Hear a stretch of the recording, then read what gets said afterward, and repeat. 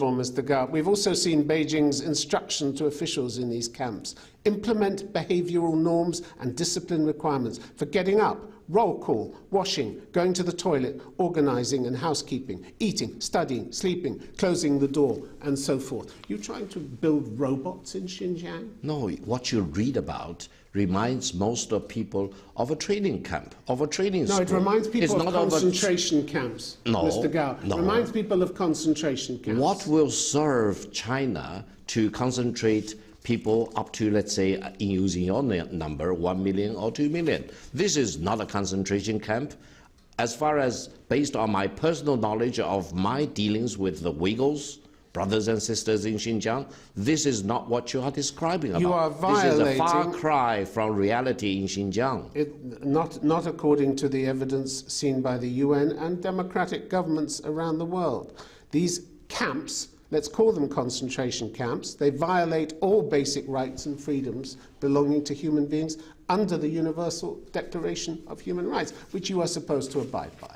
No, I would say let China fight its war against terrorism. Let the British fight your war against terrorism, and let's don't confuse terrorism, extremism, and separatism with what you would call human rights or democracy. Even if one accepted your pretext, you have taken away every right that these have. You have illegally incarcerated these people without trial and without any chance for them to challenge that incarceration. That is illegal. No, and that doesn't meet your international obligations. So I would say you are imposing your view of rule of law onto China.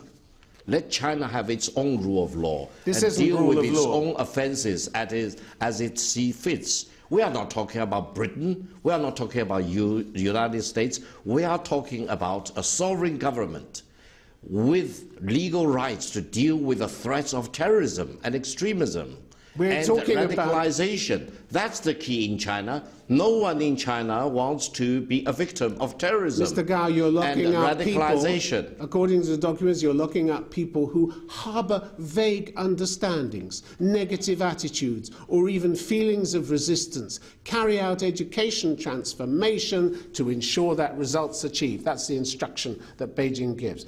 You're looking at people who harbour vague understandings. That's all they've ever done wrong. And for that, you put them in one of these camps and throw away the key. So you think that's okay. I think a lot of people, including the UN and human rights organizations, believes that you have forfeited the right to be a civilized country. So you are quoting something as if it is from the Bible. No, this is not sacred things. This may not be verified already using your standard of journalism.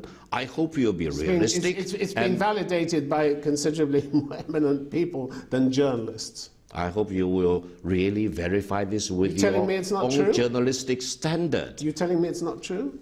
I don't think it is true, because what China is faced with is terrorism, radicalization, and separatism and extremism. That's the menace in China, which is also faced by many other countries in the world. Look at the bombing here in London. Look at the terrorist attack against innocent people. You really want to have this kind of terrorist tendencies prevail in your country or in Europe? We have a common task to do, to get united against the terrorism. And that's a challenge not faced by China alone. That's a challenge faced by mankind as a whole. You're a lawyer, Mr. Gao. Yes. You're even a lawyer who's licensed to practice in New York. Absolutely. And you think this kind of behavior by your government is acceptable? That's remarkable. No, I think the litmus test is to put an end to terrorism. That's the key. No one should second-guess China's right. Human rights wholesale. That's what you say. You want congratulations for that? That's not in line with the reality on the ground. You have no shame about these conditions. Listen, people are kept. Protecting human rights. Listen, protecting human rights will always be the most important thing, as promoting democracy. But on the other hand, fighting terrorism and extremism is equally important in China as well as in UK or anywhere else in the world. That's the bottom line.